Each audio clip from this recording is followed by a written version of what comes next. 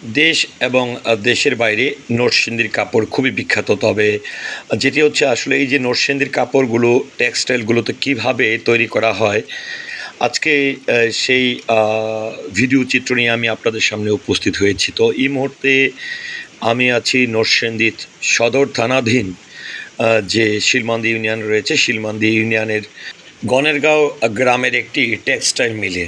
তো আমি আসলে আমার নিজের অভিজ্ঞতাও কিন্তু খুবই কম, কারণ নরসিংদীর সন্তান হয়েও কিন্তু আমার আসলে এই যে টেক্সটাইল মিলগুলো রয়েছে বা নরসিংদীর কাপড়গুলো কীভাবে তৈরি করা হয় সেই জিনিসটি অনেকটা জানা ছিল না।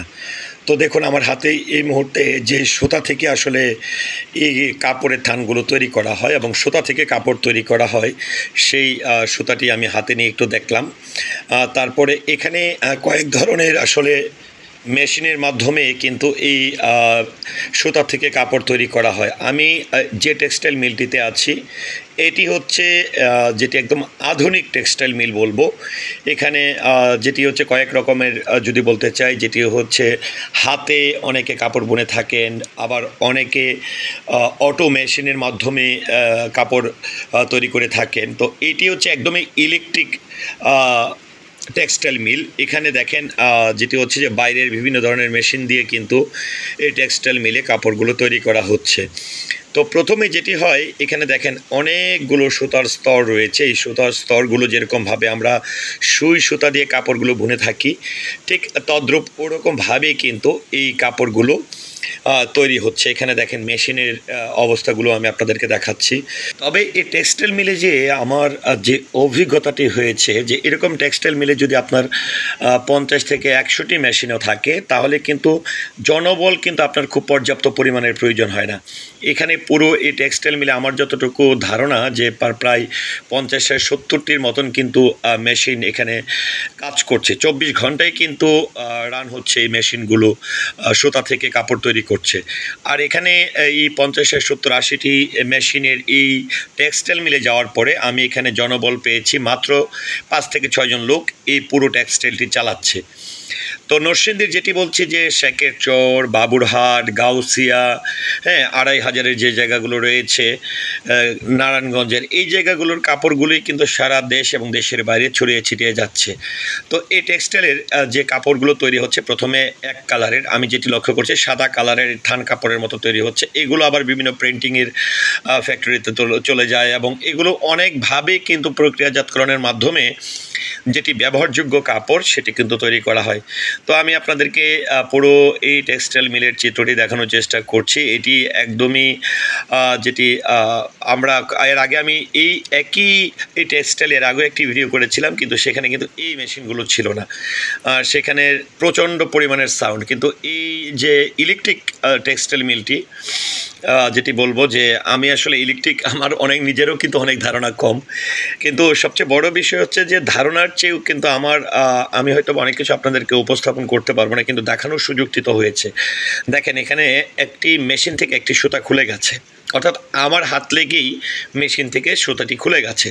আরেকটা জিনিস আমি লক্ষ্য করছি, এই যে এখানে আপনারা দেখেন লাইটের মতন একটি দাঁড় করানো আছে। এটি হচ্ছে কোনো মেশিন যদি বন্ধ হয়ে যায় তাহলে এই লাইটগুলো জ্বলে উঠবে এবং অটোমেটিকলি কোনো সুতার লাইন যদি খুলে যায় তাহলে মেশিন বন্ধ হয়ে যাবে। অর্থাৎ এখানে কিন্তু সুতা নষ্ট হওয়ার বা মেশিনের ভেতরে সুতা প্যাচ লাগার কিন্তু কোনো সুযোগ নেই, কারণ তাৎক্ষণিক কোনো মেশিন থেকে সুতা ছুটে গেলে বা লাইন থেকে সুতা ছুটে গেলে সেটি কিন্তু মেশিন যখন বন্ধ হয়ে যাচ্ছে, যারা এখানে এই টেক্সটাইল মিলে কাজ করে তাদের চোখে পড়বে এবং তারা এসে তাৎক্ষণিকভাবে এই একদম সুই সুতার মতন করে লাগিয়ে আবার মেশিনটিকে স্টার্ট করে।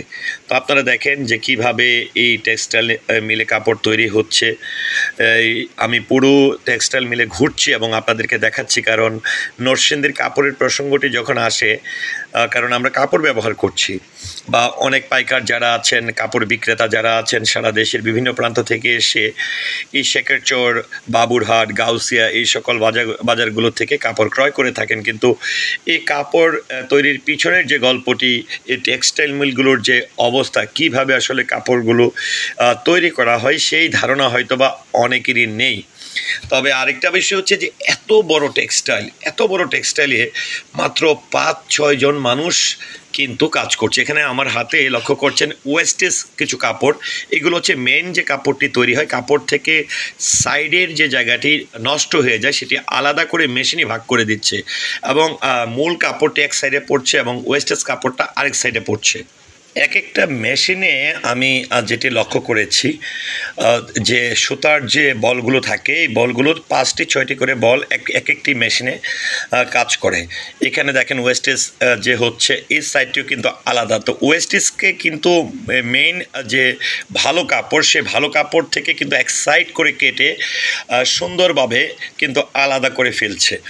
এটি কিন্তু আপনার যেটি হাতে ধরেন একটি কাপড়ের সাইড ওয়েস্টেজ হয়েছে, এটি কিন্তু হাতে কাটার প্রয়োজন নেই, এটি মেশিনই আপনাকে সাইড করে দিচ্ছে, অর্থাৎ আলাদা করে দিচ্ছে। তো আমরা আপনাদেরকে আবারও বলছি, আমি এই মুহূর্তে যে টেক্সটাইলটিতে আছি, আমাদের নরসিংদীর যে শেখের চর রয়েছে, শেখের চর, আর শেখের চরের পাশেই কিন্তু, অর্থাৎ শেখের চরের কথা যদি বলতে চাই যে এটি কিন্তু অনেকটা নরসিংদী মাধবদী থানায় পড়েছে, কিন্তু আমি যে জায়গাটিতে যে টেক্সটাইল মিলটিতে আছি সেটি হচ্ছে নরসিংদী সদর থানাধীন শিলমান্দি ইউনিয়নের গণেরগাঁওয়ে যে টেক্সটাইল মিল সেখানে। তো এই যে এই এলাকাগুলোতে, এই গণেরগাঁওয়ের এই সাইডগুলোতে যদি আপনারা যান, বা শেখের চরের বাজার কিংবা মার্কেট থেকে যদি আপনারা কেউ ভেতরে প্রবেশ করেন, আশেপাশে প্রত্যেকটি জায়গাতে দেখবেন প্রচুর পরিমাণে টেক্সটাইল ভ্যানে করে, রিকশায় করে, অটোতে করে, পিকআপে করে, ট্রাকে করে কাপড় নিয়ে যাচ্ছে। দেখেন এখানে কতগুলো সুতার স্তর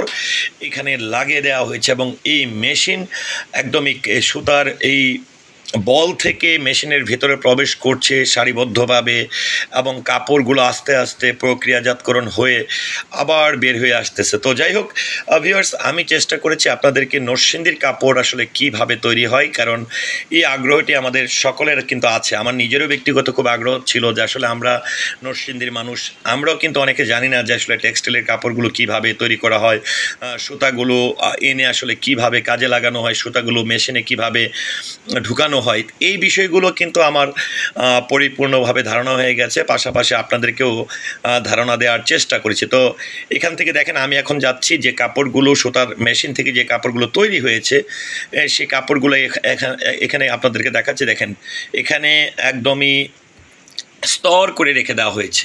তো এই কাপড়গুলো প্রিন্টিং বা ডাইনিংয়ের যে জায়গাগুলো এই ফ্যাক্টরিগুলো রয়েছে, এখান থেকে প্রিন্টিং ডাইনিংয়ের সেই ফ্যাক্টরিতে চলে যাবে, এবং সেখান থেকে মূলত ব্যবহারযোগ্য কাপড়গুলো তৈরি করে বাজারজাতকরণ করা হবে। তো ভিউয়ার্স, এই যে টেক্সটাইল মিল বা নরসিংদীর কাপড় নিয়ে আপনার মতামত কি, অবশ্যই কমেন্টের মাধ্যমে জানাবেন। সে সাথে দেখেন এই যে এগুলো হচ্ছে যেগুলোতে সুতা লাগানো হয়, এই সেই রুলটি আপনাদেরকে দেখলাম। তো এটি নিয়ে আপনাদের মতামত কি, আশা করছি কমেন্টের মাধ্যমে জানাবেন। সেই সাথে অবশ্যই আমার পুরো ভিডিওটির সঙ্গে থাকার জন্য সকলের প্রতি কৃতজ্ঞতা এবং ধন্যবাদ জ্ঞাপন করছি। সবাই ভালো থাকুন, সুস্থ থাকুন। আসসালামু আলাইকুম।